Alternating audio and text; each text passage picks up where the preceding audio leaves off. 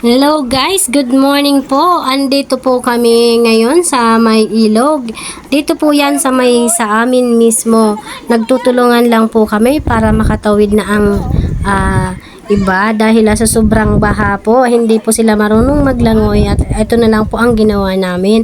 Nagtutulungan po kaming lahat. Kumuha po kami ng isang putol ng kawayan para magawa naming bangka nila at tinutulungan na lang namin para sila ay makatawid.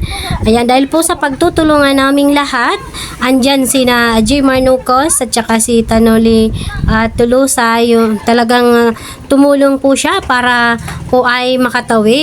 Dahil sa sobrang baha po, hindi po makatawid ang iba dahil hindi nga po marunong lumangoy. Dahil magagabi na nga po, dahil hindi po talaga makatawid, kaya ang ginawa namin, nagkuha na lang ng kawayan para po ay makatawid na ang lahat. Ayan, ingat-ingat na lang po ang lahat guys, para po makatawid ng maayos. Yung mga hindi marunong maglangoy, magpatulong na lang po dahil malakas po talaga ang baha at check po na hindi po kayo makakatawid dito. Ayan po guys, thank you sa lahat ng nagtulong para po ay makatawid yung ibang mga kasamahan namin.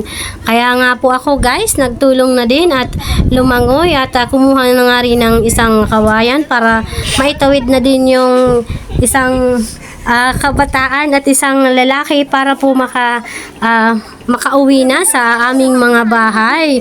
Galing po kami yan guys sa isang lugar dito sa aming munisipyo para po may hatid namin ang minamahal namin sa kaniyang hantungan.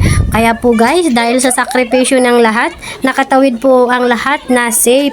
Kaya maraming salamat po sa lahat ng tumulong at nakauwi po kami na okay. Kaya wag po kayong mag-alala guys, dahil sa pagtutulungan ng lahat, nakatawid po ang lahat ng aming mga kasamahan. Kaya thank you sa lahat po ng tumulong. Ayan po, hindi talaga namin pinabayaan ang isa't isa para po ay makatawid. Kaya thank you so much po and thank you for watching. I hope po nasuportahan niyo po ang aking mga videos. Salamat!